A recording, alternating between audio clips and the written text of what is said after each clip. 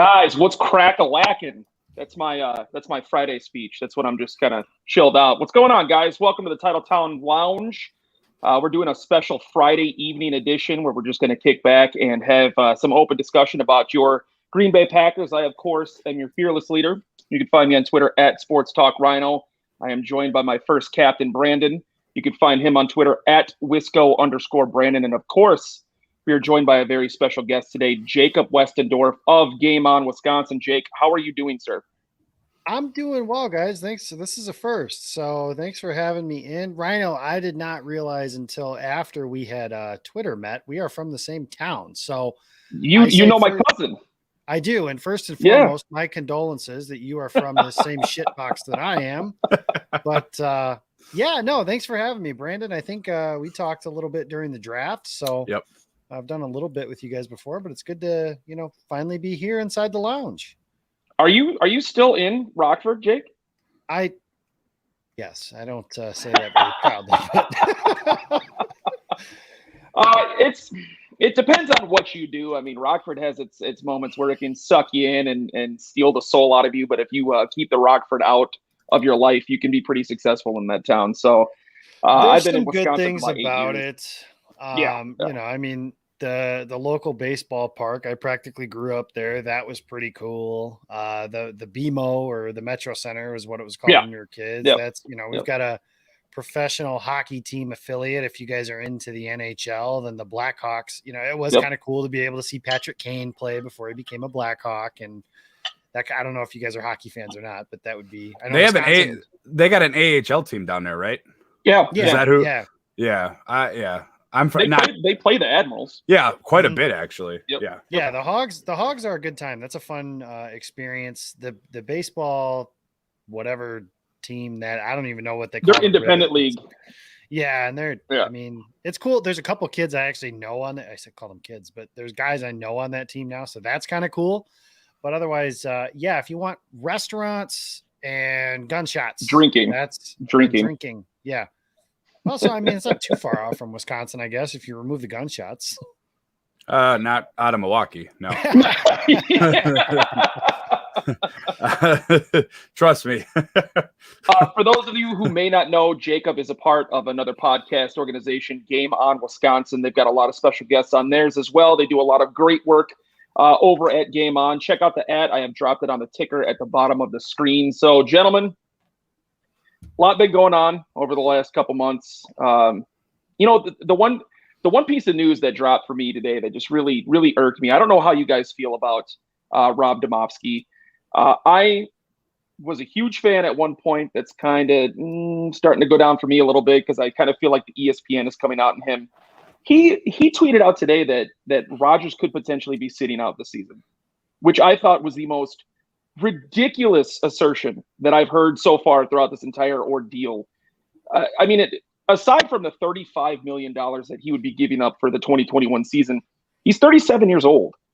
He'd be losing a year out of his prime when he could be competing for a Super Bowl with the Packers. I mean, let's not forget, even though with back-to-back NFC Championship game losses, they're still one of the best rosters in the NFL. I mean, the top-to-bottom roster, coaching, the organization, I put them right there with the Chiefs and the Bucs going into 2021 as contenders who could win the Super Bowl. A couple B-list teams like maybe the Bills and perhaps the Colts could compete, but I see him right there as the top three. I mean, am I crazy in thinking that this was ridiculous? Jake, what do you think? I used to work with Rob, actually, so I won't slander him too much then. Oh, it's fine. I mean, I was a sports. I don't remember what the name of the title was, but basically I was a dude who answered the phone, took down scores and put the box scores in the newspaper. So I got to know Rob a little bit there. That was when Brian Wardle was the head coach at UW Green Bay, and there was that scandal of him. So Rob kind of broke that story. So yeah, I remember that. I got used to watching him go through all that. I haven't seen Rob a whole lot since. Obviously, it's not like we're friends or anything like that. I'll say this. That story didn't come out of nothing. Like, he didn't just make that up. I'm sure that I believe it's a leverage play.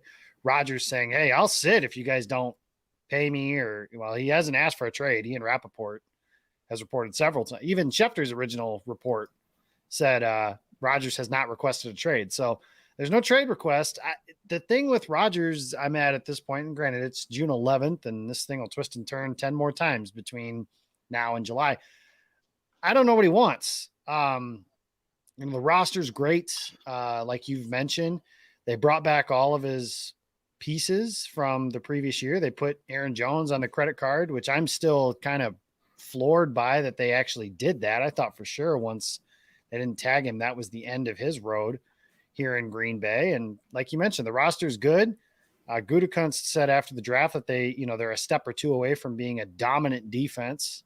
I don't know how much I agree with that necessarily on the surface, but there are some really nice pieces on defense, and they had the best offense in the NFL last year. So, if this is still about cutting Jordy and cutting Jake Kumaro and some of the Randall letting Cobb walk, I've said from the jump, I think Rodgers is using some childish tactics to try and get something that he wants, but I just don't know what that is. Brandon, what do you got going on with this idea? If you go back to, I believe it was today or yesterday, if I'm not mistaken, I know it might've been today. Rob Demoski was on the Pat McAfee show, and they asked him straight up. They said, when was the last time you talked to him? And he said, not since April. So, I'm with Jacob there, and there's obviously something there. Rodgers has never missed OTAs or mini camp. So obviously him not being here is obviously a sign of displeasure in some form or fashion. We don't know, but if you do listen very carefully to James Jones's comments on Colin Cowherd, and he said exactly kind of what everybody is kind of assuming. First off, he said it has nothing to do with the GM. He said he doesn't want the GM fired. Now people forget, #people forget that Brian Gutekunst has only been GM for the last few years. So I think a lot of Rodgers' issues stem well before Brian Gutekunst. But Colin Cowherd asked him straight up. He said, well, what is it? Like, if it's not the GM, if it's not the coaching staff, if it's not the organization, what is it? And James Jones said, it's a private conversation, but his very comments, and I don't know if you guys heard it or not, his comments after, James Jones goes, if I had to guess what it is what he said. He goes, I would assume it was letting guys like Jordy go, Randall Cobb, and he named off a few more players. So I honestly think the only thing that is bothering Rodgers is not Jordan Love. Obviously, Aaron Rodgers is all too familiar with that situation in the quarterback room, what happens when you become a certain age. And do not forget, because again, #people do forget, Aaron Rodgers did have some years where we were questioning, is he the same quarterback that he used to be? Now, he went out and obviously balled this year in 2020 and won the MVP, rightfully so. But obviously, the organization is always going to look out for itself. I mean, that's what makes the Green Bay Packers, that's what separates them from these other organizations. You see Chicago wetting themselves after getting a quarterback that they haven't even seen play yet. They don't even care. Like, the dude got a standing ovation down in Wrigley, and nobody even knows what he's going to turn out to be, because they haven't had that in 30 plus years. And we as fans in the organization, and the fans in this organization, we have had that. And that's not because we're lucky. Now, a lot of people will sit there and say it's luck. And Brian, yes, it's #people forget. And people will say, we're lucky. You got you got Brett Favre. Ron Wolf knew what he was doing. I wouldn't necessarily call that luck. Brett Favre didn't land in Ron Wolf's lap. Ron Wolf wanted Brett Favre before that draft in what was it, 89 or whatever. And he obviously didn't get him, but he knew what he 91. Was getting. 91. Yeah, he knew what he was getting with him with the trade. Now, Aaron Rodgers, sure, fell in our lap, but Aaron Rodgers was a raw product coming out of Cal, previously at Butte Community College. So he needed a little bit of work. And could you imagine, you guys, if Twitter or the dark web in general was around in 2008 when the Favre and Rodgers drama was going on? It would have nothing compared to what's going on this year. So I'm with Jacob. There obviously is something there. And then you heard James Jones say it a few times. You heard John Kuhn say it. You heard Jordy Nelson say it. It's fixable. It's fixable. It's fixable. I don't want to discredit Rob Demoski. He's awesome at what he does as far as a profession. He's worked his way up. He's earned his stripes.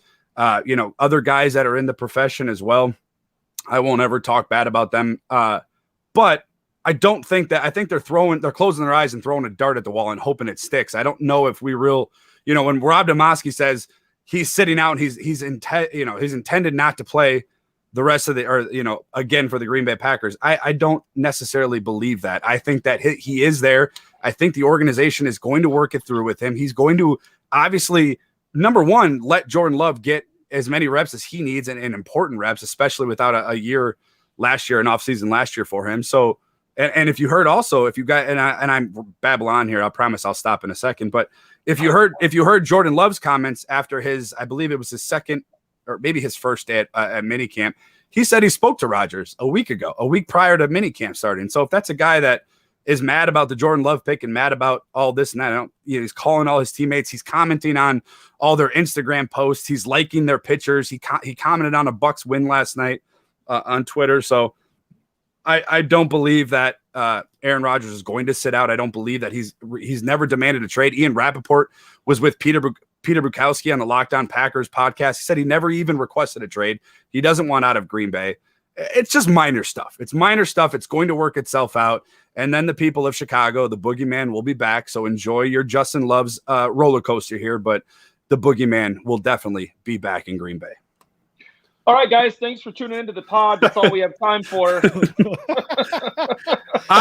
Jacob, I go off on these. He goes on tangents. I'll like go sit down and like do my taxes. I'll put siding on the house. I'll come back and finishing up. But they're great. They're great tangents. My problem it's like that old Dave Chappelle skit. You guys should get one of those lights, wrap it up, and it's like a blinking light, like so. You should see me after I do the Bucs post game shows. Those are fun rants. Oh my God, yes they are. Oh, after the Nets win in 5, I can't wait to see that. Yeah, Jake, don't come on this podcast with that kind of negative energy, bud. Bucs in 6, baby. Listen, I'm rooting for the Bucs. I've seen your Twitter. Don't tell me that. I am. I don't like James Harden. I don't care that much for Kyrie Irving. Players go play wherever the hell you want, but I also don't have to like it that you do that. Yeah, that's true. Yeah, I'm with you on that. It's bad for basketball, I think, when we all are sitting here and we feel like we know who's going to win the title it's now June, but typically the finals are in June. We feel like we know now in the second round. You're watching games that just don't matter. Like that can't be good for the sport. Chill. Oh my God, dude. I'm not doing it. No, we're not doing that tonight. Listen, not a Bucs fan. 2-time MVPs are not overrated. That's not a real thing. Not only that, real quick for Andy. There's 3 players in the history of the NBA, and I promise this is a Packer pod, but I'm getting this off my chest, Andy, or we're going to fight. There are 3 players in the history. There are 3. He's also from Illinois, by the way. There are 3. That explains it. There are 3 players.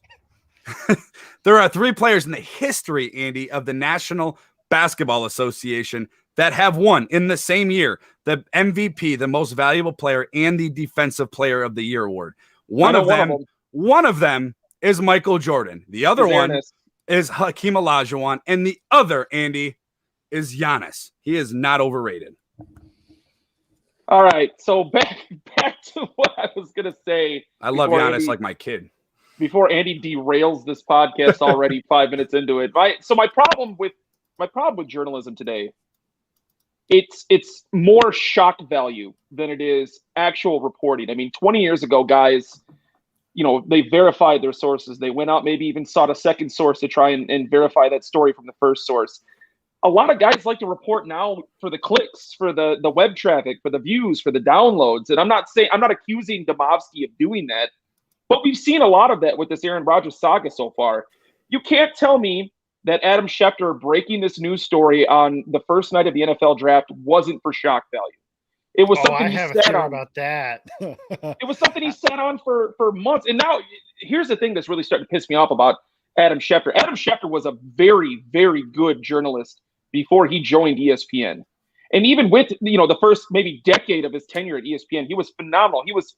He's won several awards, Sports Writer of the Year for several different publications. He's tweeting out stuff that doesn't even have to do with football anymore. He is an ESPN puppet at this point in time. That's why I do not take anything that he says seriously. Go ahead, Jake. Oh, I I think that Adam Schefter sat on that until draft day because he was told to do that. I think That's what I'm saying. Yeah. Oh, I don't think he was told to do that by ESPN though. I think there's somebody who's very, very calculated in everything he says and does. Oh, so you're saying that might have been 12 that did that. I do, and I think it's Aaron Rodgers. There's a lot of things. Aaron Rodgers is I've been watching football since 1995. If we want to be fair, I was born in 91. He's the best quarterback I've ever watched play from a talent standpoint. There's no question about that. Yeah. From a talent standpoint, the most talented quarterback I've ever seen. There's a lot of things about him though, that we kind of brush off. I guess. Yeah. I don't know. I mean, me personally, in terms of like character, it's like, I don't know. I don't want to get too deep into that, but like he's petty as hell. There's no question about that. And how fitting would it be for a year ago, you didn't tell me that you were drafting my replacement. So now a year later, I'm going to make it hurt just the same way you did. I'm going to have it leaked on draft day that I want out of here, or have it at least presented that way, whether or not he actually wants out of here or not. I think Rodgers told Schefter to sit on it until draft night. So I have had this conversation with Peter King. And yes, me and Peter King are best friends. We talk to each other all the time. Yeah, he actually just texted me. Flex. Holy crap. He just texted me just now and said, great show you guys got going on. No, anyways, it was on Ty Dunn's Go Long TV happy hour on Friday night. I asked him this very question. I said, everything that's going on in Tampa Bay right now with Tom Brady, how they have brought in every piece that he's wanted since he got there. They brought him into the front office to scout wide receivers. They're pretty much bending over backwards for Tom Brady. And I said, is that a dangerous precedent to set, or should that be the standard in the NFL with Hall of Fame or elite quarterbacks? He said that should be what you do with your quarterback for every franchise. And, I asked him, do you think this is what Rodgers is ultimately pissed about? Not all of them. Not all of them, but your elite quarterbacks, okay. Your elite quarterbacks, your Hall of Fame quarterbacks. Like, I don't think anybody's going to go and say, hey, Justin Fields, can you scout these wide receivers? Right. But he was saying that he believes that the Tom Brady situation in Tampa is fueling this. Obviously, Aaron Rodgers is looking from the outside in and seeing what Tom Brady is getting, everything that he's gotten, and he thinks that it's something that should be standard for a lot of NFL elite quarterbacks. What do you think on that? Do you think that they should be talking to him? Do you think that they should be consulting him about draft picks? What are your thoughts on that? Conversation, sure. My question comes with, okay, let's say they tell him, hey, Aaron, we're going to draft Jordan Love. And he says, no, you're going to draft Michael Pittman, just to throw a name of a receiver out there. Then what? Like, that's kind of the question. So, Brady, obviously, when it talks about getting his players that he wants, we're talking about Rob Gronkowski and Antonio Brown. That's essentially what we're talking about. So when it comes to the Packers specifically, like Gronk was never going to play anywhere but with Tom Brady, and Antonio Brown is human garbage. So I didn't want him to come to Green Bay anyways. And I can't disagree with that. Separate topic there. But when it comes to that discussion, yeah, I think it's fair to have them involved. Gutekunst did say during his draft press conference, that could be a line of crap. He could be making that up to save face publicly and say that's not anything new in terms of asking for his input on personnel. The question is just, have you ever actually, taken his advice? Let's say, my thing is we're all kind of like, haha, LOL, Jake Kumaro. But like, my thought is like, what if the quarterback is going to be happier? The most petty person that is going to be happier because you kept Jake Kumaro instead of Malik Taylor. Mm-hmm. Why not? I mean, realistically, we're talking about the fifth receiver on the roster. And if Malik Taylor or Jake Kumaro is starting, you're probably screwed anyways. So I would say I've got an opinion on Jake Kumaro that I want to share with you when you're done. I have to get that off my chest. Please do. And yeah, I would love to hear that. But yeah, I think you can have that conversation. It's just, the question of where do you draw the line, and does the player understand that with the organization where, hey, we're drafting Jordan Love. We think he might be the heir to the throne, so to speak. And Rodgers says no, or, it could be anywhere. Tom Brady says, no, you're not drafting a quarterback. Do they do that? I mean, Ty Dunn had some scuttle that, the Jalen Hurts pick bothered Carson Wentz, and the Vikings didn't pick a quarterback the year prior because they were worried about how that would affect Kirk Cousins, and allowing your players to kind of dictate the future of your franchise. Obviously, Philly's in shambles right now, and Wentz is gone, and the Vikings are, well, the Vikings. So good for them on that, I guess. I think the difference between this franchise and those two franchises is Carson Wentz was obviously a question mark, a very large question mark after his injury and his poor performance that season. And then the Vikings, like you said, are the Vikings. Kirk Cousins probably won't even sniff the Hall of Fame. Whereas with Green Bay, you have the greatest if he talent does, it's that's ever solely seen. because of fantasy football. Sorry. Exactly. No, you're exactly right. But with the Packers, you have, as you said previously, the greatest talent that's ever played in the NFL. And that's what the gist of my question with Peter King is, should this be a standard with your elite quarterbacks, your Hall of Fame quarterbacks, the ones that are the franchise cornerstone? Wentz was never going to be a franchise cornerstone in Philly after his injury, and then the subsequent bad years after that. My thought on Jake Kumerow is the following, and I want to ask just a very quick yes or no question to you guys, and then I'm going to expound on this. So very quick, yes or no. Is Jake Kumerow any worse than Equanimeous St. Brown? No. Yeah. You're talking to somebody who really liked Equanimeous St. Brown. In 2021, or excuse me, in 2020. In 2020, would Jake Kumerow have been any worse than Equanimeous St. Brown? No.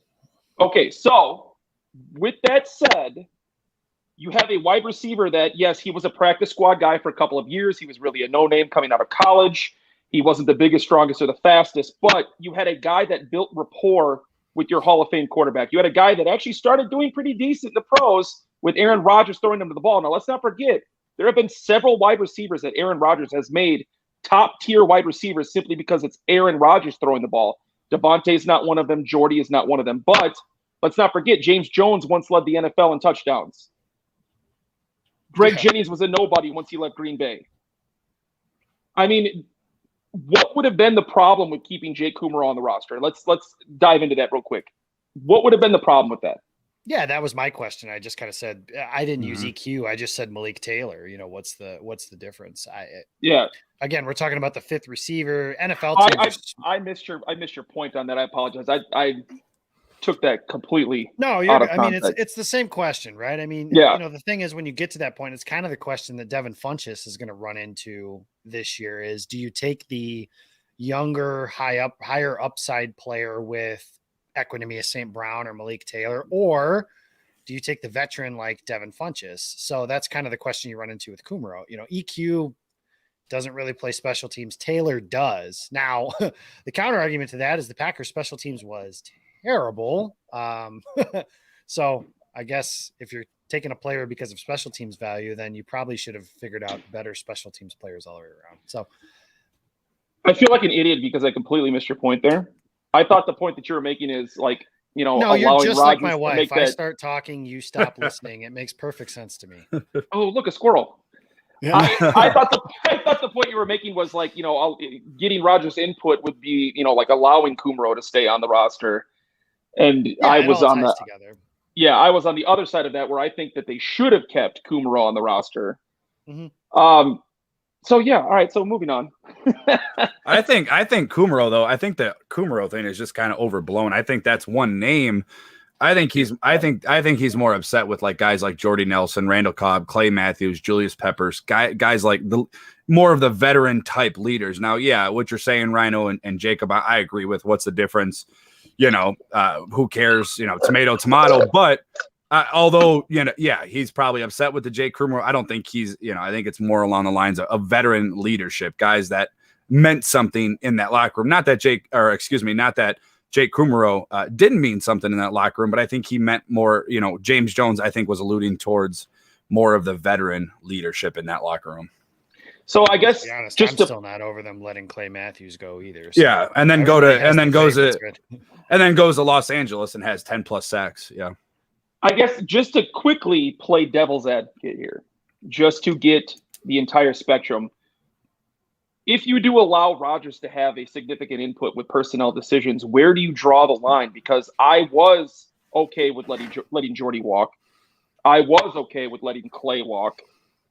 A year later, they obviously got Zadarius Smith. So I think about it like this. If they hold on to Clay Matthews, do they end up going and getting both Preston and Zadarius Smith if they still have Clay Matthews on the roster?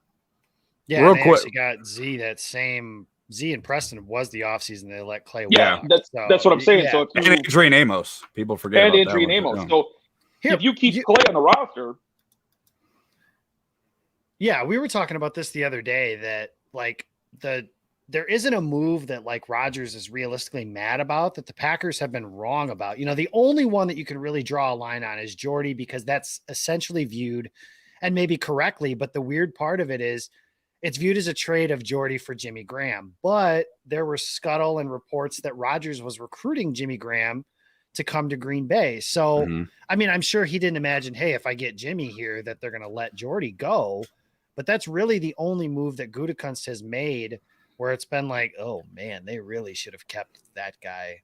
You know, he wasn't part of letting Julius Peppers walk, anything like that. You know, I get the question that you're asking, but maybe Randall Cobb would have been a nice veteran to have around in like LaFleur's first and second year. And he admittedly, he does fit this offense relatively well. But then now, I mean, I think Amari Rodgers can be what Randall Cobb was as a rookie, God, yeah. and maybe even a little bit more here in 2021. So that's the hard part. So you're asking, where do you draw the line? I mean, I say like, let him have the conversation, and maybe Rodgers does have a better understanding of like you said, what do those guys add to the locker room? Because the Packers very clearly value their team chemistry. That's something they've talked about the last 2 years. Billy Turner is a big guy who talks about that. Z and Preston, they do their interviews together, stuff like that. So Rodgers might have a better understanding of that than someone like Gutekunst, he's there, but he's not in there with them every single day kind of thing. So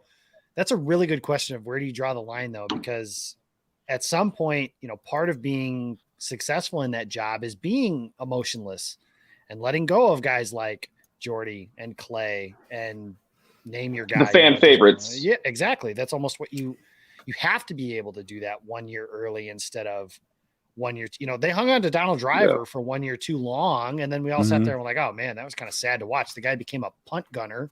There was a, granted, Facebook Packer fans, I love you guys, but you're a different breed. There was a Facebook page that existed in Driver's final season in Green Bay. It was like protesting for him to get playing time and like passes thrown to him. So, I mean, that's kind of sad when he becomes a team mascot too. Don't let my girlfriend hear you say that because she has the biggest crush on Donald Driver even to this day. It's okay, guys. He doesn't have a girlfriend. She's standing right here.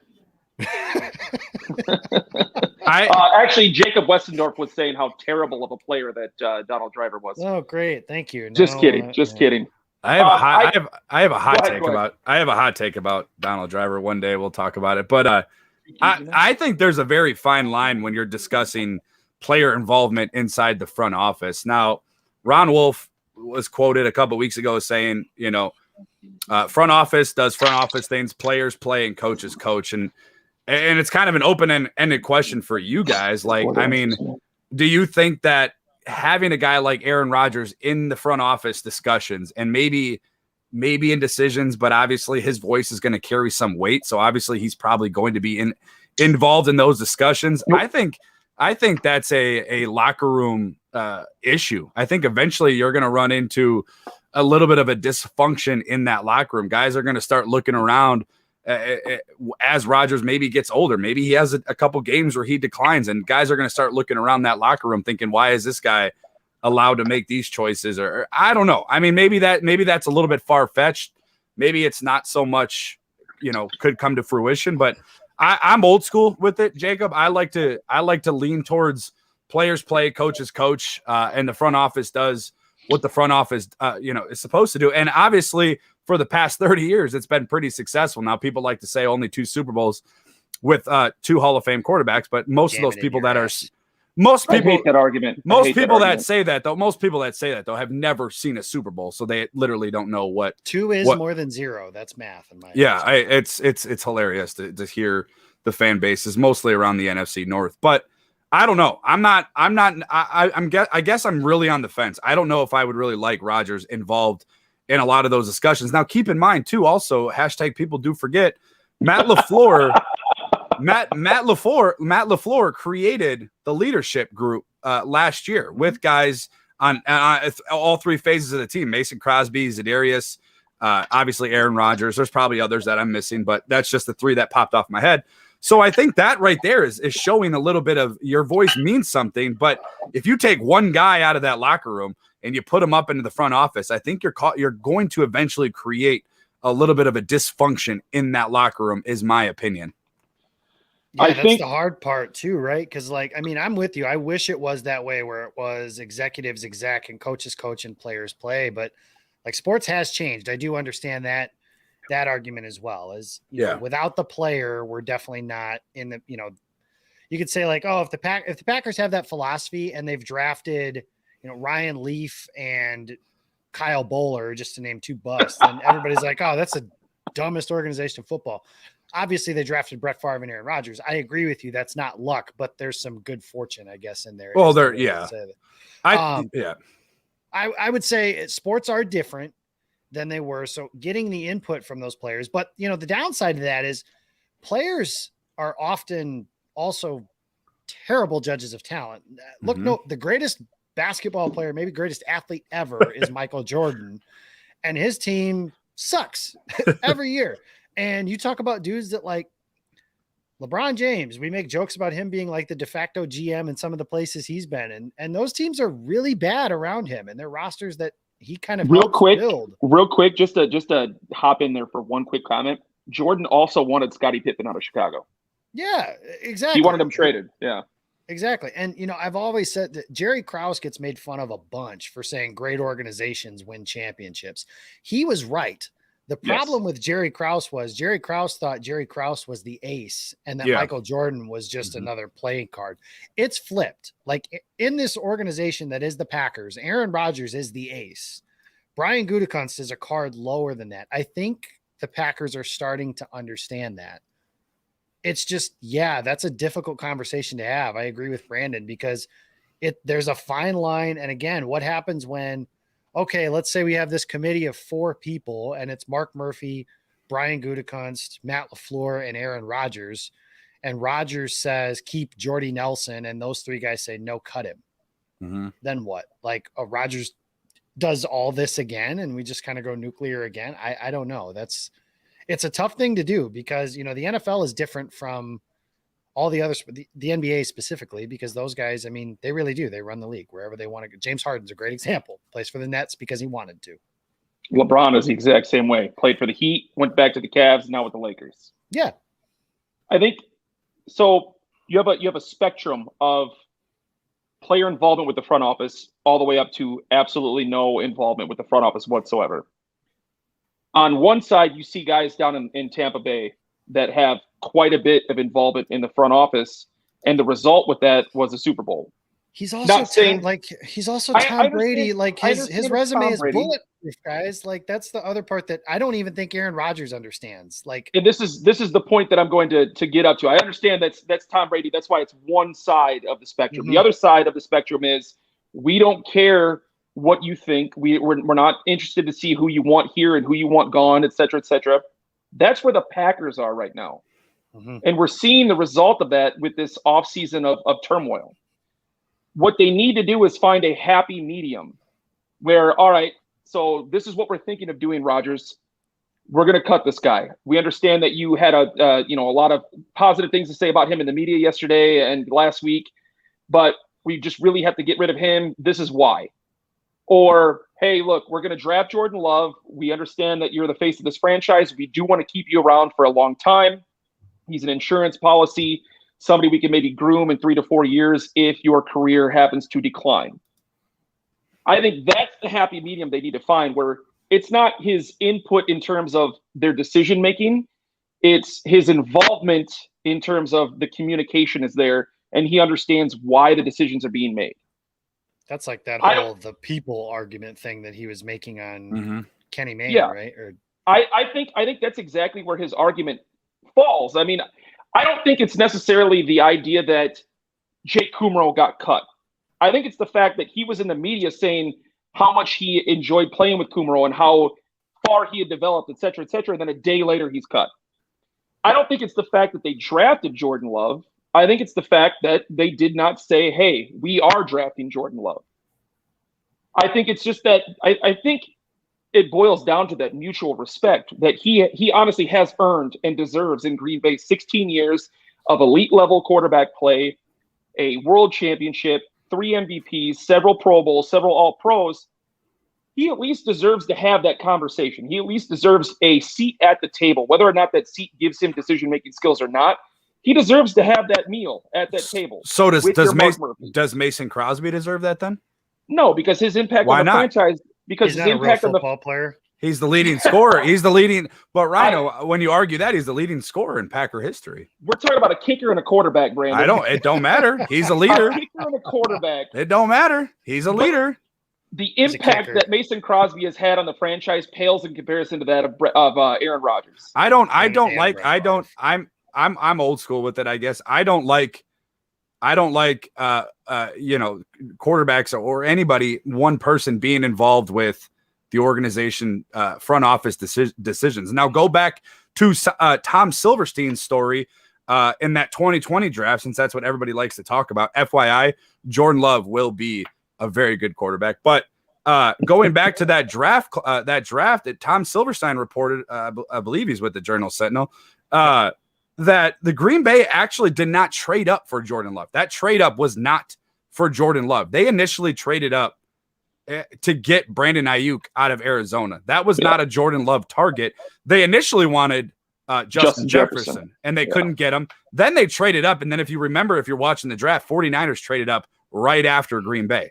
So their board fell the way it fell, and they called Rodgers. And I asked Peter King this as well.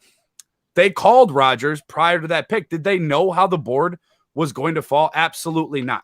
Now, they didn't have to call Rodgers. Did the organization call Brett Favre when they drafted Rodgers, when Rodgers fell in their lap after Brett Favre was coming off some pretty good years? Maybe they did. I don't remember the story, to be honest with you. But Andrew Brandt said no. They got called right after. Right. They got, and that's what what the hell? Yep. But Brandon, to quickly counter what you're saying. They did move up to get Brandon Ayuk. Their original target was Justin Jefferson, but Jordan Love was third on their list, and he was a first-round pick that they were prepared to make. They still should have had that conversation, not input, but they still should have had that conversation with Rodgers going into the draft. Jordan Love was obviously on their big board. So they could have said, hey, look, this is who we're targeting. This is our second option. We just want you to know, just in case, this third guy here is a quarterback. There's a potential that we could draft him. Not saying that if Aaron Rodgers had a problem with it, they should have said, no, we're not going to draft Jordan Love.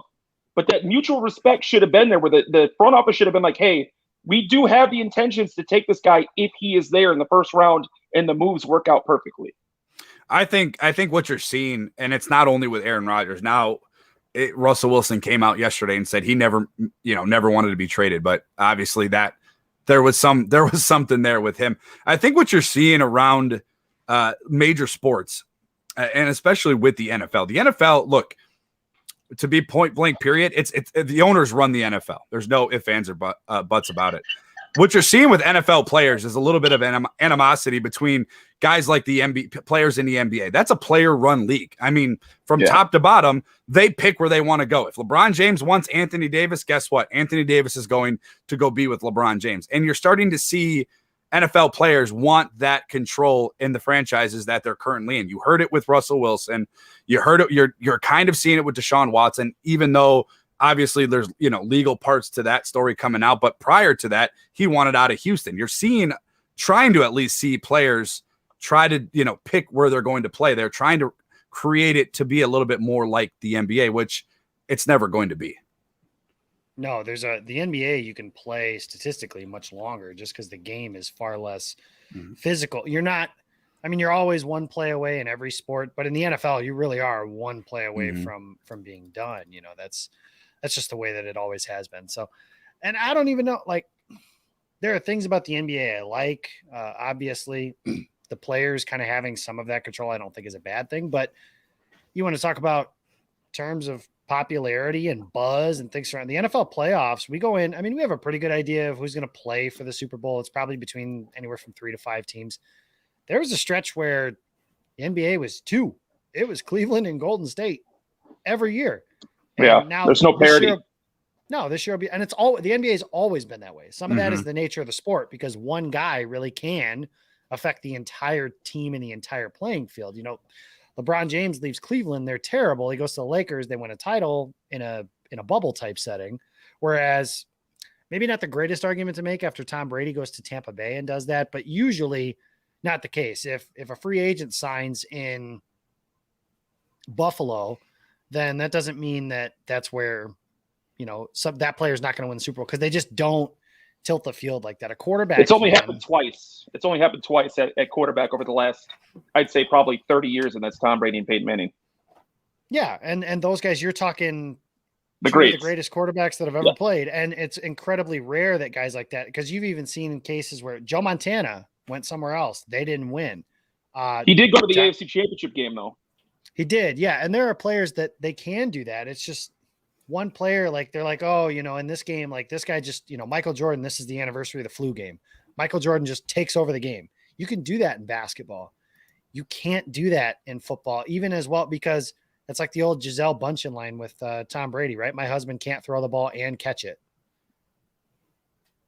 That's 100% true. And I had this argument with somebody on Twitter today. I actually responded to the Rob Domofsky post about Rodgers wanting to sit for a year, and I don't think he wants to sit for a year. And there was people that were chirping back about how he wants to sit for a year and then maybe go to Denver, go to Oakland, or even maybe get traded there. And I'm like, the rosters on those teams outside of the quarterback position are nowhere near as good as what Green Bay is prepared to offer Aaron Rodgers in 2021. Well, the quarterback makes the team. It's like, no.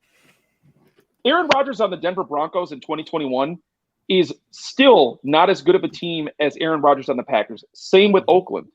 There are, 28 teams he could go to. Obviously, he's not going to go to Seattle, Kansas City, or Tampa. There's 28, 29 teams he could go to where the team is still not as good as what Green Bay is prepared to offer it. So, I believe the reports that he doesn't want to be traded, because I think he knows deep down if he does go to another team, his odds of winning the Super Bowl decline drastically. That's the other thing about him, man. Mark Murphy apparently was addressing something. Shout out to Andy for sending me this. Yeah. He said Aaron Rodgers was a complicated fella, but he's also very smart. That's the other thing about Aaron Rodgers, is he's smart.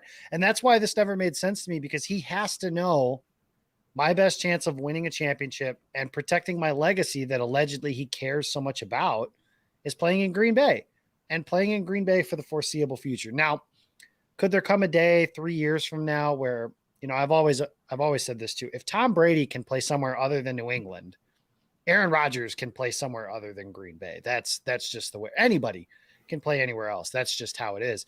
But I think he knows that, hey, if I give this a shot for 3-4 more years and the org's ready to move on from me at 41, that's different than, now at 37 coming off of an MVP season. So Aaron Rodgers is smart. He has to know that this roster, because the other thing that nobody considers, the fantasy footballers and everybody on the site that is Twitter says like, oh, he'd have Jerry Jeudy and Cortland Sutton and Noah Fant and all these dudes. It's like, they'd have to trade some of those dudes. Yeah. Like, that's the part that Jerry Jeudy would be gone. Yeah. Jerry Jeudy would be Jordan Love's number one wide receiver now. How that would work. They would. Yeah. They'd be gone. The one thing that I do fear is, if Aaron Rodgers truly either sits or is traded in 2021, Jordan Love has to have a phenomenal year as a first-year starter. Otherwise, this roster could just completely implode. Devontae Adams seems way too comfortable going into a 2021 season on the final year of his deal for me to have any confidence in him staying in Green Bay beyond 2021. Oh, I'll make you a gentleman's wager if you'd like. I'll bet he stays. Yeah, I think there's an underlying agreement with him already. I don't think he's showing up without a deal, and the fact that he's already at camp or mini camp, whatever. I think Green Bay's already told him, we got you. I'm telling you guys right now. I said it at draft night after we were doing our live show, Rhino, with the Rodgers. He's not going anywhere. He's not. He knows, and he said it multiple times, that legacy means something to him.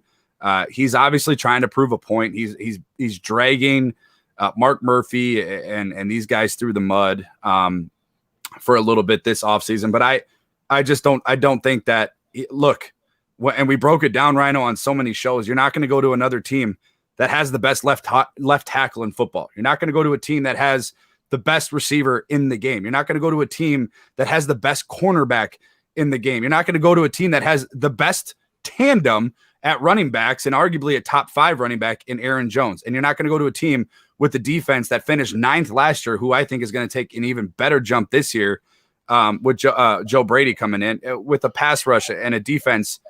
Add in Kenny Clark. You're just not going to go anywhere else that has that team, even if you go to a destination of your choice. And if winning Super Bowls, if that means something to Rodgers, if winning is about your legacy, and he's been quoted as saying it multiple times, where else do you see yourself winning or at least coming close to winning a Super Bowl? It's laid out for him right now in Green Bay.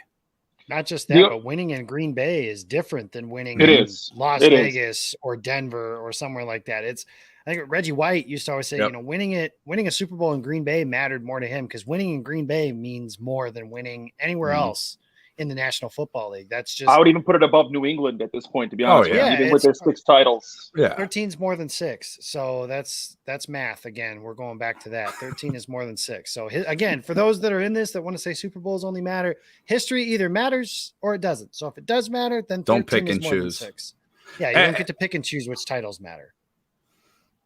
The one thing that I am afraid of, if Rodgers does return in 2021, if he is under center week 1 without an extension being signed, 2021 will for sure be his last year in Green Bay.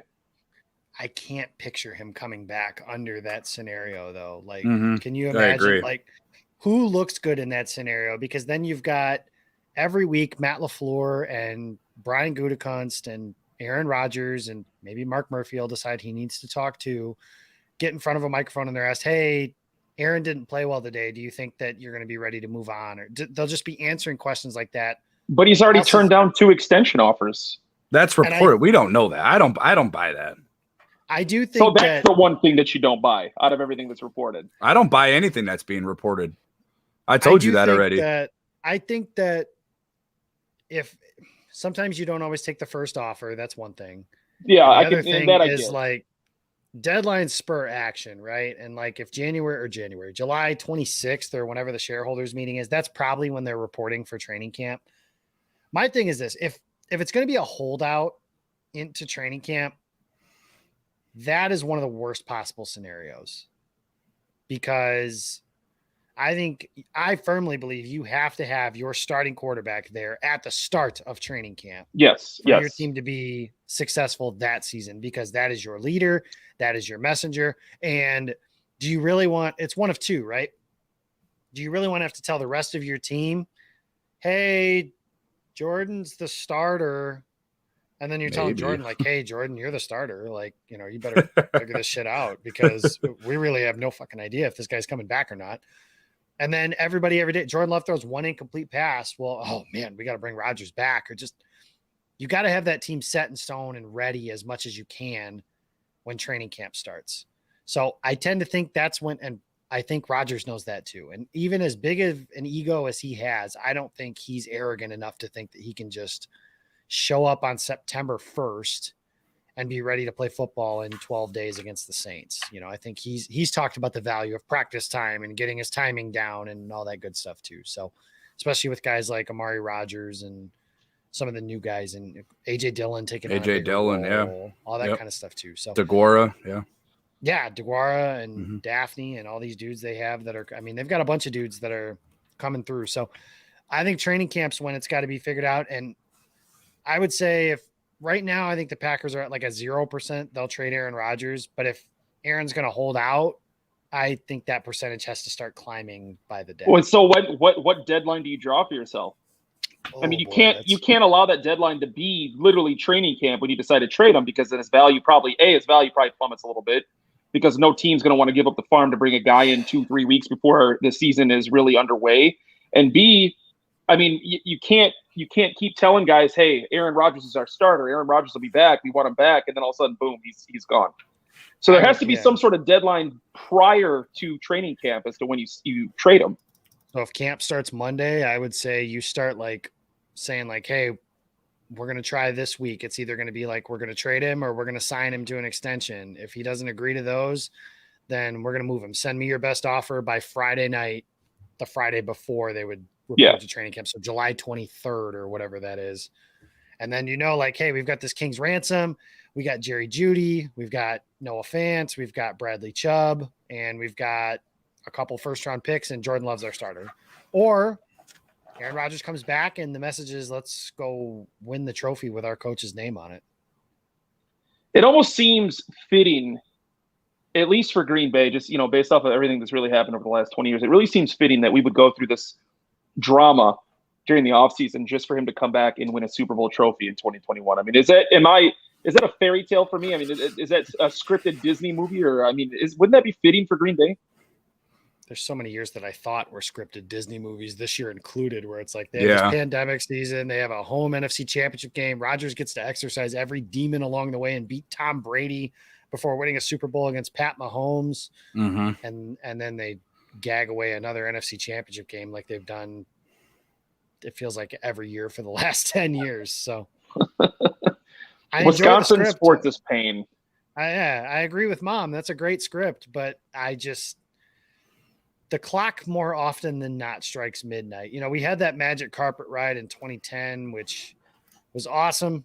More often. And that was the least likely of the scripts too. I mean, compared to what we've seen over the last 15 years. Barely made the playoffs. Yeah. Yeah. Thanks to Deshaun Jackson and his punt return. Yeah, it took a miracle to get into the playoffs. They lost to the Detroit Lions 3 weeks before the season ended. And this was like one of the really bad versions of the Lions. Like, I think. Well, let's make sure we preface that by saying that Rodgers did leave with a concussion in that game. He did, yeah. He did, but they didn't score any points when he was in there. Yeah, but he went out in like halfway through the second quarter. Yeah, that's true. I was there. I was in the stadium for that. It was not a fun trip. Apparently, your boy Jimmy says hi. Oh, Jimmy's recovering from that's a troll account. So Jimmy was up here though. He said Minshew mania will lead the Jags to victory. Yeah. Jimmy loves Gardner Minshew, and I'm not sure why. Yeah, we'll see. You know what? That's actually a great question. What the hell are the Jags going to do? I can't believe they haven't done anything with him. With Minshew? Yeah. Are you going to go after he had decent years with a shit roster? Here's the thing though, and people do forget, like, teams need backup quarterbacks. Like, I don't understand why. Number one, I still don't understand why Jordan Love gets the hate that the guy gets. Talking about Aaron Rodgers. Look, if you drafted anybody in that first round last year, whoever you drafted isn't going to help you guys win the Super Bowl or win that NFC Championship game in 2020. I mean, you just played a bad game all around. The defense failed in the first half. The offense failed in the second half as a whole. I mean, it just was a team thing. Teams need backup quarterbacks. Like, it's going to happen again. Like Jacob alluded to, you're one play away from ending your career or at least your season or a couple of weeks. We've seen what happens when Aaron Rodgers goes out with a concussion or a collarbone. I mean, the teams need to be prepared. You need to be calculated in what you do. You see it a lot. Most of it is around the division with Chicago and Detroit and Minnesota not knowing what they're doing at the quarterback position. I think having Trevor Lawrence down there, obviously he's going to be your eventual starter, but you also need a lead. And Gardner's he's a leader. I mean, he's been around. He's taken them to almost a Super Bowl. No, that was Blake Bortles who was the quarterback there. But he was at least in the locker room, if I'm not mistaken. Like, you need veteran guys. I don't see anything wrong with having backup quarterbacks. Do you think Trevor Lawrence is the day one starter? I think he's going to be. Yeah, and I think Justin Fields will be as well. So if I'm the Jaguars and Trevor Lawrence is your day one starter, so here are the two variables here. A, that roster is not good enough to where if Trevor Lawrence went down, Minshew's going to lead you anywhere. And B, Minshew is a starter quality quarterback. He could start on several teams in the NFL right now. He's a good quarterback. He put up back-to-back. I don't believe that at all. He put up back-to-back decent years with a shit Jags team. I don't necessarily think they were that bad. They had a top 5 defense on those teams. It helps when you don't have to score as many points. So you don't think that Minshew could have started for the Jets or in what year? Can't now. Yeah. Well, no, I'm just saying in general. You don't think he could start for the Jets outside of obviously Zach Wilson or maybe a Denver, Denver's Carolina. Those are two good teams that could use a quarterback. He's a bottom. Like Carolina, the difference between Minshew and Teddy Bridgewater probably isn't a whole hell of a lot. They're like, maybe I'm just putting too much stock into Minshew. He got a lot of publicity because of, he came out of nowhere. Mustache yeah. And stretches. Well, guys, facial hair gets you places. Yeah, I mean, look at how pretty I am. Right. Yeah, that. So that's different. I just think you shouldn't have shaved today. I think they could have gotten some draft capital from Minshew. You bring in another backup quarterback. You go out, you draft some pieces to put around Trevor Lawrence. I think, they probably could have got a third or a second round pick from Minshew. Well, there's no saying that they won't. We're just kicking off. People are ready for training camp, and we're still a month and a half away. That's true. People do forget, as someone might say, that hashtag people do forget. Sam Bradford was once traded for a first round pick because who was it? Somebody got hurt, and the Vikings traded a first round pick. God bless them. Oh, that was Teddy Bridgewater. Yeah. Oh, that's right. Bridgewater's that was when Teddy Bridgewater had his leg explosion, and they traded. Well, but that was a move out of desperation, though. But that's all it takes, right? One desperation. Yeah. Actually, if I'm not mistaken, that may have been a training camp trade, or close to it. It was close. I want to say that was July when Sam Bradford traded to the Vikings. Yeah, but it's the Vikings. It might have been, but either way, though, I mean, to say that, you could look at Green Bay, if Blake Bortles or whatever 4 other quarterbacks they have. If Rodgers does come back, if there's a team out there that suffers an injury to that maybe their second or third string quarterback, if you don't think Green Bay is going to ship them off and acquire a 6th or 7th or whatever draft pick, I mean, you're going to see injuries in camp. You're going to want camp arms. Look, Aaron Rodgers, when he does come back, because he will come back, he's not going to be throwing every day in camp. He's going to be 38 years old in December. So having those guys around, I don't see it's an issue. And Jordan Love, I just got a sneaky feeling about, man. I'm starting to. Some of the throw, I know it's OTAs and minicamp, but some of those throws that I'm seeing, we talked to a person who had footage from his throws that was closed to the media, and it was reminiscent of Aaron Rodgers in his early days. I really do, guys. I think, the homer's probably coming out of me because I'm always going to root for my guy, but I just got a really good feeling. Look, think about the story Jordan Love could have if he turns out to be what he's supposed to be. Think about that. Back to back. Well, not only that, but think about that. You know how much film and content they're going to have going back to every national and local pundit talking crap about that. Just like Rodgers and Favre. I mean, that's all we saw for the first 3 years of Rodgers starting. And social media wasn't around. Yeah, and social media. Well, right. Yeah. So you're going to have tweets. You're going to have screenshots. You're going to have everything. And I'm going to tell you right now, the guy's he's got the tools, man. He's got them. Here's a great question. At the end of his career was terrible. Awful. Outside of that 1 year where they went to the title game and lost, he was really because of bad. Favre. Actually, no, hold on. Before we finish that, his first 8 games with the Jets actually weren't bad. It was until he tore his bicep tendon. No. I mean, his last 3 years with Green Bay. Green Bay. I was good there, but he was terrible. So the 8-8 season. So there's a season the Packers go 8-8, and we look back on it now. It's funny, and he's like, we're like, oh, he threw 18 touchdowns and 18 picks, and it was like, oh, that was a pretty good year. It's like, oh, that's terrible. Terrible year. Yeah, that's a terrible year. Well, and that's the thing too. And I said it earlier in the show. And if you guys are on the live feed, thank you for tuning in. But I said it earlier too. Like, yes, I know Aaron Rodgers won the MVP last year. Go pull up his numbers from the last 2 years previously. The last year with Mike McCarthy and the first year with Matt LaFleur. People that the same ones that are on our TVs and our radio screaming, "Why would you go out and draft a quarterback?" were the same ones talking about Aaron Rodgers declining and being done. So pick and choose, because I'm tired of it's not a game anymore.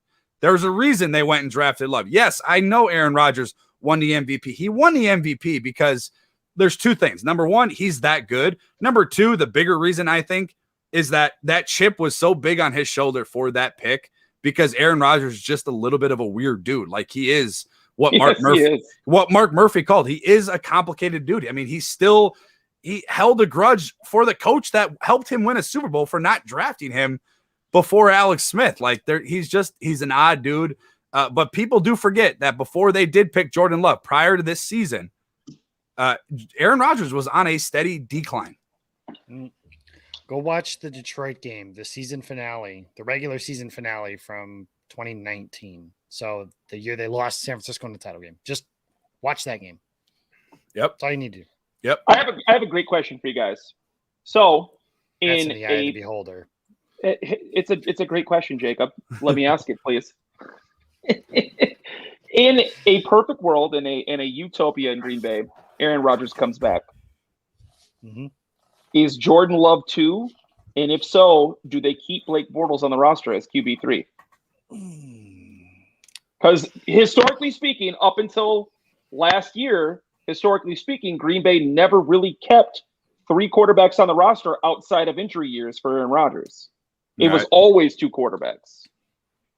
I have said before that I don't see a scenario where Gutekunst, Rodgers, and Love are all back. Now, they're not firing the GM. Mark Murphy made that pretty clear in his column last week. So I think they're picking between you're basically picking between Aaron Rodgers and Jordan Love. I think that if they sign Rodgers to an extension, part of that is going to be trading Jordan Love. Now, the part that becomes kind of Russian roulette-y with Rodgers is he going to make them trade Jordan Love before he comes back? And then if you're the Packers, do you trust him enough to be like, okay, we traded Jordan, and then he's not just going to be like, give you the finger and be like, no, I was kidding. Never mind. I'm still not. I don't see them trading Jordan Love, and there's multiple reasons why. A, Jordan Love's trade value right now is still very low. Another year behind Aaron Rodgers as his backup, another year in Matt LaFleur's system is only going to grow his trade value through the roof. B, or 2, if you're following along at home, it all depends on if there's an extension that is signed. If an extension is signed, then yeah, he'll be trade bait, and then we go back to the first point where it'll still be next year that they trade Jordan Love.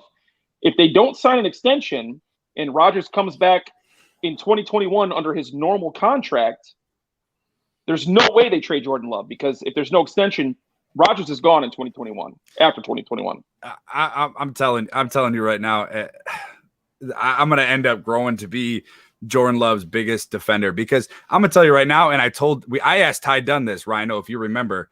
Yes. Where do you think Jordan Love gets drafted if he plays in Alabama or Clemson? He's going to be the number 1 pick in the draft. Yeah. And I'm sick and tired of people bringing up what he did his last year at Utah. He went through 3 offensive coordinators, 2 head coaches, and he had nobody around him. He lost like 5 of his offensive starters. Yeah, like even. Yeah. If Jordan Love, and I hate to dumb it down for people, if Jordan Love played in the same position that Tua, thank you, Mom, I agree with you, played Jordan Love. I love you, by the way. Ryan, is your mom here? No, my mom. I don't even think my mom really knows I have a podcast, to be honest with you. Okay, so all I gathered is Brandon and my mom love us more than your mom loves you. That's all I will send that to her right now. Jake says. But what I'm saying is, if you have Jordan Love played at Utah State. Now, Gary Anderson, who was his coach his last year at Utah State, he said this is even before the draft, even before Jordan Love was selected by Green Bay. He said he has all the tools and capability of being a day 1 NFL starter. If Jordan Love is going to play at Clemson or Ohio State, or name a Big 5 school, just name one, don't matter, he is going to be that number 1 pick in that year's draft without even thinking about it. 6'5", 225 pounds. He's got everything. He's got the arm. Was the quarterback taken number 1 that year? His I don't remember exactly. I'm sure. Love no, got drafted. I believe it was the Joe Burrow. Was it Joe Burrow? Okay. Yeah, it was Joe Burrow. I still think I think he has he's a better prospect than Joe Burrow. Also surrounded by talent down in LSU. Not taking anything away from him, but he threw to 3 number 1 receivers that were all taken in the first round. If you give Jordan Love that type of talent, I think you're going to see a guy not get picked at 26, not get criticized the way he's going to do. I keep hearing he led the FBS in interceptions. Well, I keep hearing about the 5 interception game against LSU. I mean, guys, like you cannot have it both ways. You cannot sit here and tell me that Tua or Trevor Lawrence or Justin Fields are better than Jordan Love if they're playing on two completely different teams with talent. Well, let's put up LSU's cornerbacks against Utah State's wide receivers. Exactly, exactly. And you saw, and what's college football, not a level playing field, right? Like no, it's not. So it's not. If you're a fan of, we talk about punching in different weight classes and stuff like that. So I personally, I call the college football playoff, it's the Alabama, Clemson, and Ohio State Invitational. Those three teams are going to play for the national title, and the rest of us that are fans of other teams play for fourth place. So it's the only collegiate sport where your lower D1 teams have absolutely no shot against the Power 5 elite teams. I mean, you look at college basketball, you see 10s upsetting 6s all the time. You see, like a 15 versus a 2 in the tournament. College baseball, you have teams you've never even heard of that are in the College World Series. And the same with hockey. I mean, North Dakota State is in the Big Ten for hockey. So, oh really? I didn't. I just think it's unfair to compare college, quarterbacks if you're not playing on an even playing surface. And if you do remember, Todd McShay actually doubled down on this. He said his favorite prospect out of that draft was Jordan Love, and he compared him again a little bit early, but he did compare him to the Patrick Mahomes style of play. He's a big guy. He's a strong arm. He's got long legs, able to escape out of the pocket, can make every throw on any angle. I'm not saying he's going to be the next Patrick Mahomes, but all I'm saying out there for Packer Nation, give the guy a chance, because when Aaron Rodgers was drafted, now I know a lot of these people in these comments and a lot of Bears fans that were, they were probably, still in their dad's, stomach, but like they weren't, if Aaron Rodgers, look, if Aaron Rodgers, I didn't want to say the other word because my mom's listening. So, but I'm saying, had Aaron Rodgers coming out of Cal, was he the best prospect in that draft as a quarterback? I mean, it was really between him and Alex Smith back in 2005, but, I don't know necessarily if he was the best one, but it took time. It took a quarterback, guru and Mike McCarthy to bring him in and change his mechanics, change his footwork. All I'm saying is give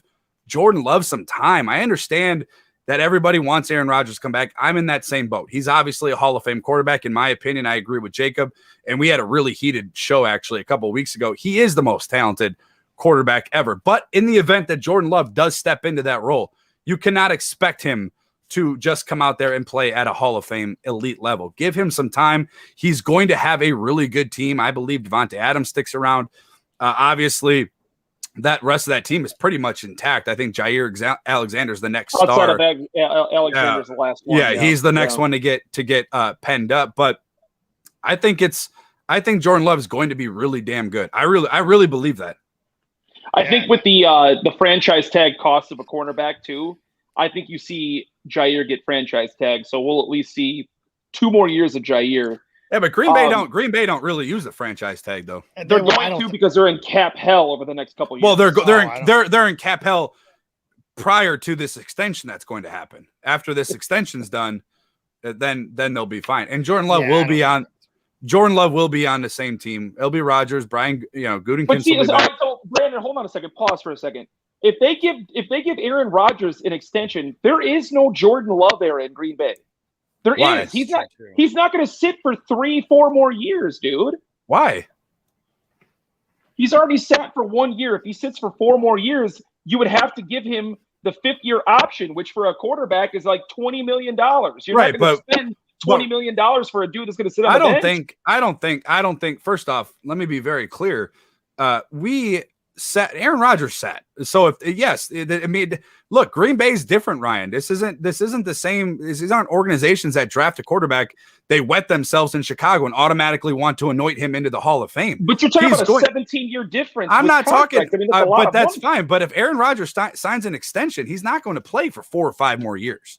I don't think he sees the end of that extension. I think they're going to line. He's under contract for 3 more years now. Right now he is, but he's also 40% of the cap hit next year. They're going to rework. He's like fake under contract. Yeah, he is, but he's not. He's under contract for like 1. What I think is going to happen is he will get extended, and it's going to push him till he's 40. It'll be 3 more playing years, And that will line up exactly for Jordan Love to extend to his new deal as Rodgers steps down. And that will put Rodgers at, well, technically he'll be 41 because his birthday is during the season. Yeah. So, and it will line up exactly for Jordan Love to get reworked into a new deal while Aaron Rodgers steps down. And then the cap is all fixed. The reason why you won't see that, and I'm telling you this right now, the reason why you won't see that is that would put Jordan Love as a starter in his 5th year. Which There's means nothing wrong with that. But listen, the thing you would have to do, the thing Green Bay would have to do is give him that 5th-year option, which at the time, this is 4 years from now, at the time, that 5th-year option could be $25, $26 million, which means you have to give him $26 million to become your starter when he virtually has never started before. That's a giant gamble for a franchise to take. He's either going to get playing time under that rookie contract or he's never going to play for your franchise. That 5th year is team option, though, Ryan. They don't have to give him that 5th year. But then that's team option. He wouldn't be on the team then. I'm saying, yeah, you're not listening. Rodgers would extend till Love is quote unquote ready. But I think what's going to happen is you're going to see Rodgers this year extend for 3 more years. Now right now including this upcoming year, including this year. You're going to see Rodgers. Okay. Right now he's signed quote unquote. Yes, he is, but it's a ridiculous contract. But what you're going to see is him extend for 3 more playing years from this year moving on. That is going to line up Jordan Love to have that team option either be accepted or declined. What they're going to do is they're going to decline that team option and rework him into a new deal. And then that will bring him in to a starting role with the quarterback and a new contract. But what incentive would Jordan Love have to turn down that 5th-year option to get? Because he's a project. He's a prospect. He knows damn well he needs the work. And if you're going to tell me in 3 years, hey, Jordan Love, we can trade you off to Denver, Oakland. You can go there to die, essentially, because that's what's going to happen. Or you can sit behind a Hall of Fame quarterback, a coach for whatever effing reason does not get the respect he deserves in Matt LaFleur, which if Rodgers wants to thank anybody, he can thank LaFleur for his MVP trophy, but that's nor here or there. But I think, you're going to see the franchise go to Jordan Love and be like, look, this is what we got.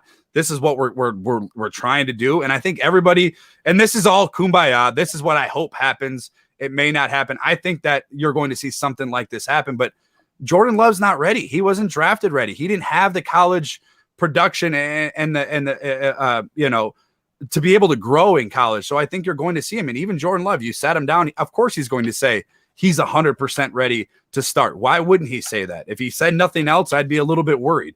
So yeah, he's true. And it's the same thing with Aaron Rodgers. Aaron Rodgers took time to progress into who he is. He didn't just get drafted second year. There's a reason why Ted Thompson told Brett Favre, if you come back, you have to compete. And the reason for that is Aaron Rodgers was entering the 4th year of his rookie contract, which means they had 1 year with Aaron Rodgers at that very low salary number.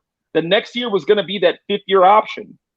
So if they had a shit product at Aaron Rodgers, they had a year to gamble with it. And then they could have declined that option, or they take that year and see what he's worth, and then they offer him the extension. If you go 3 more years without Jordan Love starting, you have to give him that money going into the 5th year. You have no choice if you want him as your starter, because he could say, no, I want that $25, $26, $27 million now, and I want to see what I'm worth. Because if I ball out for you on my 5th year, I can go to New England. I can go to the Houston Texans. I can go to the Seattle Seahawks. I can go to anyone I want and get a max deal because I balled out my 5th year. He's not going to get a max deal though if if there's no tape on him. Now you keep in mind, you're sitting here saying, well, he's not going to not play with a contract. Nobody. He didn't have an offseason last year. This is essentially his rookie year. Jake, hop in here, man, because we've been blasting each other for the last 10 minutes. Yeah, it's interesting because it's kind of a different world, right? So like the collective bargaining agreement was different when Rodgers got drafted than it was when Love got drafted. So like the 5th-year option wasn't a thing. And one of the best That's true, it wasn't. You're right.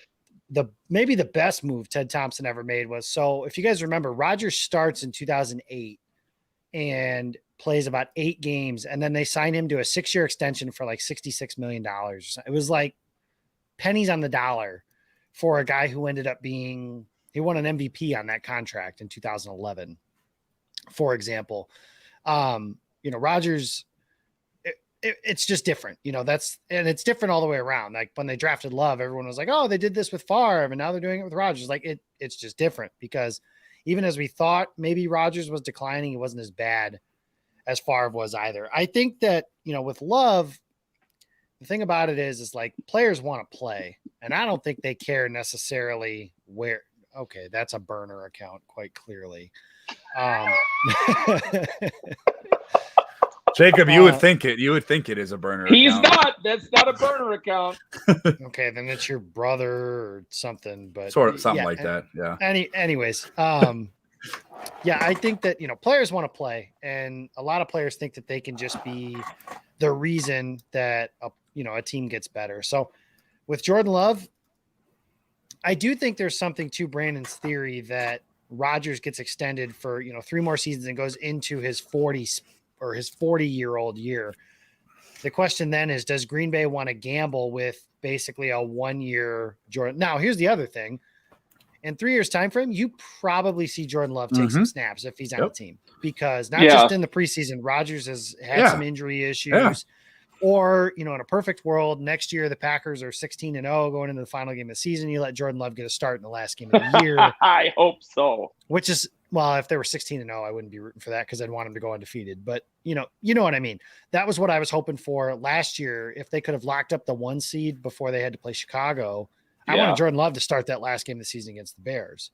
Yeah. Now, obviously you can't, but you probably see something between Rodgers, knock on wood, getting injured, or preseason, if it's just preseason games or meaningless games that the quarterback, Jordan Love plays at the end of the year. You've probably seen something, and you have some idea of how you feel about him. The argument everyone makes is, well, the Packers have never had the Rodgers versus Cowboys moment with Jordan Love. Well, no shit. Jordan Love's been around for 1 year. It hasn't been that long. He goes through mini camp and it's up and down. And I wrote something for Game On yesterday about the thing everybody seems to be forgetting about this. And Jake Morley, I thought, worded it very well, is everybody said, oh my God, the Packers drafted a quarterback in the first round. Yeah, they drafted a first-round quarterback. That means they have an immense amount of talent that they're working with. Mm-hmm. And that's the part that's intriguing about if they do have to go to Jordan Love and make him their starter. This isn't Brett Hundley. This isn't Matt Flynn, with all due respect to those guys. This isn't that Scott Tolzien. Scott, exactly. This isn't some slapdick playing backup quarterback. He's a first-round pick that, yeah, I agree that if he went to Clemson or Alabama or Ohio State, he probably gets drafted significantly higher than he did, but he went to Utah State. And there are some questions, admittedly, about Love as a prospect. I was somebody who had plenty of them. That was why I was upset when they took him. He's going to have ups and downs. Every young quarterback does. The problem that I'm having with the way the Love situation is playing out in minicamp is, 1, it's been 3 days of practice. 2, people are going to live and die on every play that dude makes. Yes. Anytime he makes a good throw, you've got the homers, and I'm certainly one of them. I don't even try to hide that. And I'm going to be like, freaking A, this dude's ready to roll. And then every time he throws an interception, it's like, oh my God, get Aaron back, because this guy's a stiff. You've got to find that zen, if you will, that balance between, if Love starts in 2021, he's going to have games where he looks like $1 million, and he's going to have games where he stinks. That's just how, go back to the 2008 Aaron Rodgers season. There were games like that too. Rodgers looked really good in some games and not so good in other games. And we went into his 2009 season was amazing. It was, but we went into that year not 100% sure about him. Yeah, okay. He had a good year as a starter. There's a good team around him. We've got Jennings and Jordy Nelson and Jermichael Finley and all that stuff from that 2009 team, which was awesome. It was so much fun that year. Eventually, it wasn't a good first half of the season, but that's the way it'll be if Jordan Love has to start. And I think the best case scenario for Jordan Love is 2008 Aaron Rodgers adjusted for the era. So that Rodgers threw for a little over 4,000 yards, 28 touchdowns and 13 picks. What's that look like adjusted for the era? I don't know. I'm not a stat caster. Probably about 31, 32 touchdowns, about the same picks, maybe about the same yards, maybe a little bit more yards. Right. And they'll run the ball more. And because they had Ryan Grant too. So. Right. And you hope they finish better than 6-10. God, that would be the other thing that you're hoping for, is they finish better than 6-10. Would they? I think this roster is better without injuries than that 2008 team was. I don't know, man. This is kind of the beautiful mystery that Aaron Rodgers alluded to at the beginning or end of the season last year. He was talking about his future, but I think the future of this organization in general, whenever Jordan Love plays, if he plays for this franchise, it's going to be a very intriguing season just because it's brand new, right? Like, you don't know what that is. It's whereas you come into every year now knowing, like, okay, the quarterback position, we're pretty set there. And being set at the quarterback position is such a beautiful luxury to have. And it makes the uncertainties around the roster not seem so much, but it also makes those uncertainties a little less interesting, right? If your uncertainty is at the quarterback position, I think it just gets more interesting. It's a little more fun, I guess, or more challenging, and like just how that season's going to go. The unpredictability is there. Whereas with Rodgers, right now you can pencil in 10 games or 10 wins minimum. With Jordan Love, can you pencil that in? Probably not. I think you're probably looking at closer to 12 wins, even with how hard the schedule is with Aaron Rodgers. I think you're looking at 12 wins minimum. But with that being said, gentlemen, we are almost an hour and a half into this podcast. I think now is the perfect time to call it quits. This was just kind of set up on a whim. I texted Jacob and I was like, "Hey man, I'm bored. Let's collab." He's like, "All right." And then I text Brandon. I'm like, "Hey man, you want to collab with Jacob?" He's like, "All right." And then we threw together an hour and 20-minute amazing podcast. No, what he said was, "I hate Jacob." No. Yeah, that's fair. Well, he's still here, so I mean, I guess kudos. I never said that. No, he didn't say that. I told him he had no choice because we have such an honored guest on our podcast this week. So I was like, I guess I'll walk away from the Brewer game for a little bit. Jacob, Miller Park. What's that? You said you walked away from you weren't at the game though. No, I walked away from my television set so that I could defend Jordan Love. It was my calling. It's going to be my calling. And Noah, he drops a comment. He goes, he's not Brett Hundley or Scott Tolzien. 2 seconds after, quote, this is his rookie season. Love is a complete unknown. Now we're assuming he's going to be the same as the GOAT. Nobody is comparing him to anybody. All we're saying is he's unknown. He's got the talent to be really, really good. He might not be, but he has the ability to be really, really good. Noah, just worry about what you're doing in New Orleans. Taysom Hill. Yeah, Noah, worry about what you're doing in New Orleans. Whoa. Worry about the only completely cancelable contract that's ever been given in football history. Jameis Winston. A lot of teams give a lot of money to a Wildcat player. There's a lot of great organizations that do that. Here's a $140 million contract, but we can cancel it whenever we want. All right, gentlemen. Jacob, thank you so much for joining us on this pop-up podcast this evening. It has been a treat. You're doing great work over at Game On Wisconsin. Keep that shit up. Kudos to you. Brandon, awesome stuff as always. And, of course, I'm going to give myself a pat on the back because I do a great job too. Gentlemen, you can find us or gentlemen and ladies. I apologize. There's ladies in the audience as well. You can find us on Twitter at Sports Talk Rhino. Of course, Brandon is at Wisco_Brandon. Jacob is at Jacob. What is your last name? Westendorf. Yeah. He was doing a good job, Jacob, until the end. God bless America. It's funny. I've been a guest on a show a couple different times, and when I was a kid, nobody could get my name right ever. My most famous story that I love to tell is the third grade. I went to a spelling bee, and my last name was spelled wrong on my name tag at a damn spelling bee. That is actually really awesome. But you're the only one to mispronounce my name since I've. You know what sucks? You know what I'm actually really embarrassed about? I looked on Twitter like 5 times before you came on the podcast to make sure I had it right, and then of course we get an hour and a half into this goddamn podcast and I mess it up. Oops. I'm just gonna say you can find Jake at Game On WI. Mm-hmm. Phenomenal. We're leaving. Phenomenal stuff over there too. Phenomenal stuff. Yes, phenomenal stuff. Actually. Was it Jamal Williams that had your cap on pregame? Yeah. Right before the NFC Championship game. We're going to miss Jamal in Detroit, but I told Jamal and his family when he left that I hope he has 15 good games and that when he plays Green Bay that he runs for 150 and 2 touchdowns, but that they lose 51-14. I'm Jamal's okay my with guy, that. though. Always. Jamal, great family, great guy. Luke Neal, he's awesome. Jay, that dude is the man. If you guys got his support, he is more loyal than Aaron Rodgers is petty. Jay, come on over to Titletown Lounge as well. We'd love to have you. Noah, you just stay put where you're at. All right, gentlemen. Once again, thank you so much, Jake, and have a good night, everybody. Have a good one.